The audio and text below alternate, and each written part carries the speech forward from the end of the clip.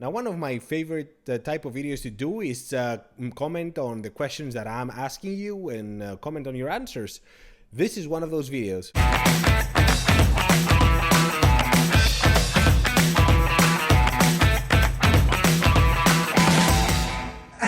Bravo. It's been a while, guys, since we talked. I, as you probably know, had a baby, family in the house. We've been having people in and out consistently. There's no time, there's no brain power to do more at this point, but I wanted to get out this for you. I also think this is one of the most interesting videos because finally trends are changing based on your answers, and I really want to comment on those. So without any further ado, let's jump to today's presentation video and come back to wrap it up. Now, I asked you what type of credit card is your favorite, and you said that transferable points cards are the best, 87%, co-branded hotel credit cards 11%, and co-branded airline only 2%. Now, to this one I agree, but it depends on the context. So if for credit cards that I'm actually spending money on, I want transferable points. But hotel credit cards, as we talked many times in this channel, are incredible to just keep in the drawer, spend once a year so they don't get canceled, and use the anniversary night or all the spending that you're going to do at the hotel, charge it on that credit card. It makes absolutely 100% sense. You're getting over 100% return on spend by doing it this way. You can have multiple, you can have 4 different hotel credit cards, pay under $400 and get value of close to $1,000, even more. So it depends on the context, but yes, if for credit cards that I'm actually charging on, I prefer transferable credit cards. Some of you commented why I have only American Express here. It just so happened that I put this, it could be Chase, it could be whatever. So I don't have any affection on American Express, especially lately, as you're about to see later. The next question was if I could only have credit cards from one issuer, and most of you said Chase, 57%. That's for the first time, I want to add. American Express, 36%. Capital One, 6%, and Wells Fargo, 6%. Everything here is surprise to me, maybe except for Chase being high. I've done this question before, and American Express and Chase were head-to-head, just about 50-50, and this has dropped significantly for American Express, 13%, 14% less than what it was last time, which is a good indicator of what you guys think about American Express new policies and the way they do things.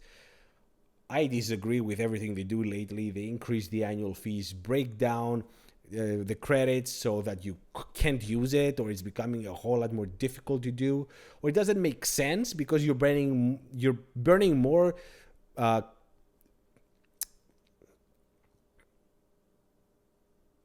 brain power trying to understand what you need to do in order to just cover the annual fee.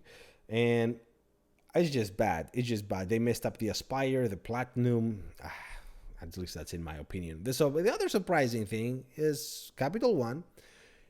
If I go by what I see in the comments, many of you love the Capital One. Capital One, both travel cards and the everyday spend cards like the Savor cards, you mention them all the time as great credit cards, and I don't see that, only 6%. Wells Fargo also is very surprising, only 1%. I would assume with heavy hitters like the Built, at least 50% of you rent, or that's the statistics at least. So you're not using the Built? What about the Reflect? The Reflect is a 0 APR credit card for 21 months. There's no other product that offers this in the market. So I would expect it to be at least at 10%, but it's not. So that's surprising. But yeah, if I had to have credit cards from only one issuer based on my situation, it would be Chase. But yeah, surprising, all of them.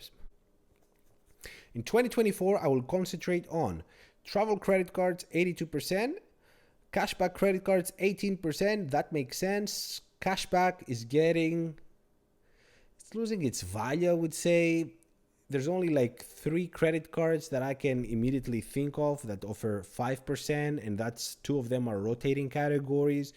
The custom cash is based on whatever you spend the most. But even that 5% is not that much anymore because it's capped. And everything is getting more expensive. So people do spend more money, but everything is capped. So either they need to increase that or remove it altogether, or do something with the percentage that they offer, because it doesn't cut it anymore, I think. Because the travel credit cards, depending on where you travel, the time of the year, and the location, you can get incredible multipliers. So, yeah, that's it. So, I agree with you. At any given time, I have in my wallet 5 or more credit cards: 53%, 3 to 5, 39%, 1 to 2, 7%. Of course, I'm with you. I have more than 5, easy. And sometimes I have so many that they don't fit in my wallet and I have to keep them separately. But that's because I like to play the game. Many people don't. But of course, as viewers of this channel, you probably would. That's why we see 53%. But what's wrong with you with 1, 2 credit cards? 7%, Jesus. I asked you if you were traveling for Christmas. Most of you didn't. I didn't. Everything is so expensive. Plus, security around the world is getting a little shaky. So, yeah, I would avoid to travel, especially internationally, for Christmas. What's my credit score? Most of you guessed it. 780 is my credit score. I mean, it fluctuates, as you can imagine, between 770 and 780.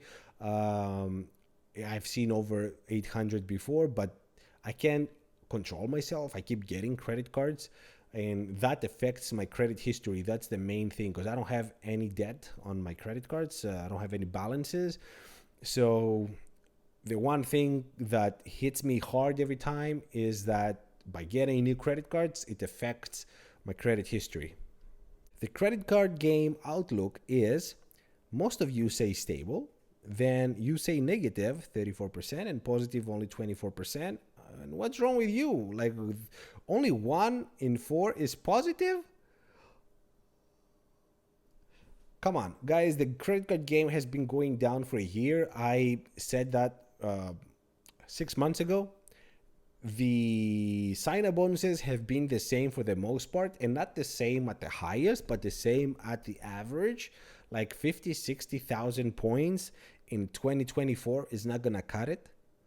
It doesn't have the same value that it did 5 years ago. Let's start there. The annual fees have increased. So everything has been going down, and mainly because of inflation. And the credit card issuers know how to play this game, but I think that it's going to come in time where they're going to have to change that, because people are getting a little distanced from credit cards. And based on what I see around the world, people are not traveling as much. First of all, as you might know, my second hobby is watches. I love watches. I see a downward trend on their prices. People can't sell anymore, and that's amazing for buyers, but it's not good for sellers, which means that not many people buy. And that's the first and last thing that goes up and down. So I know that also cars are not selling as much, and homes are not selling as much. So I think we're going to see a slow decrease of inflation. And also that's going to drop the amount of people that are actually traveling. And hopefully that will mean that around springtime, we should see some increased sign-up bonuses. At least that's my prediction. But we'll see. The best Amex Platinum version keeps being the Charles Schwab. I did this question before, and you always said Charles Schwab. I agree, even though it's watered down a little bit. It's still the best, but I would say, why get an Amex Platinum at this point? Unless you're a very frequent traveler, unless you know you're a big spender, there's better ways to do the same, almost the same, have the same results. Look otherwise, I would say Capital One, for starters, Chase.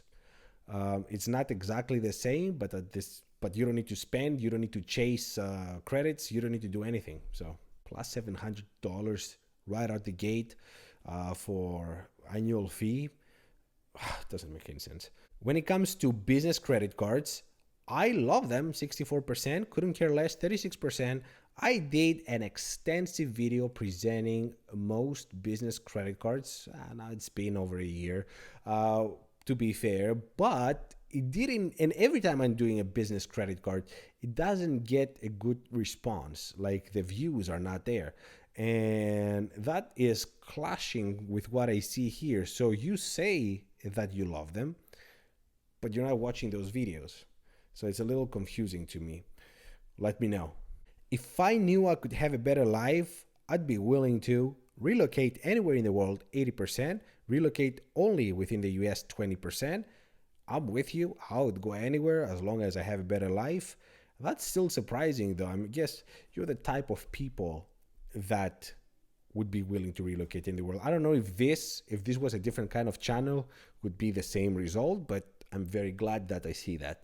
The Amex Platinum in 2024 is dead to me 56%, as good as always 44%, and this is the first time that I see something really negative about the Platinum in the almost 3 years that I'm doing this channel.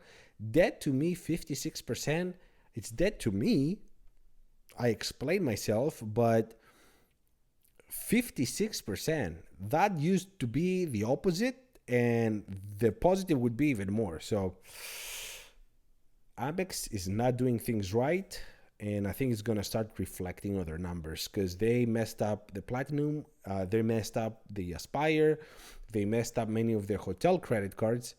I mean, even the average Marriott credit card doesn't make sense anymore. So at least for most of us, unless you're a frequent traveler. So yeah, these are your answers. Many different things. Many things changed. But the main trend is that American Express, the Platinum, the Aspire, we did that video before. So that's why I'm not commenting specifically on the Aspire. Everything have a downward trend. American Express, I understand that you need to be more exclusive. That's your strength. But how many people can afford you? How many people are willing to go after all these credits to make it worth it? I don't know. Time will tell if they're right or I'm right or if we're all right. But I think that this will hurt their business.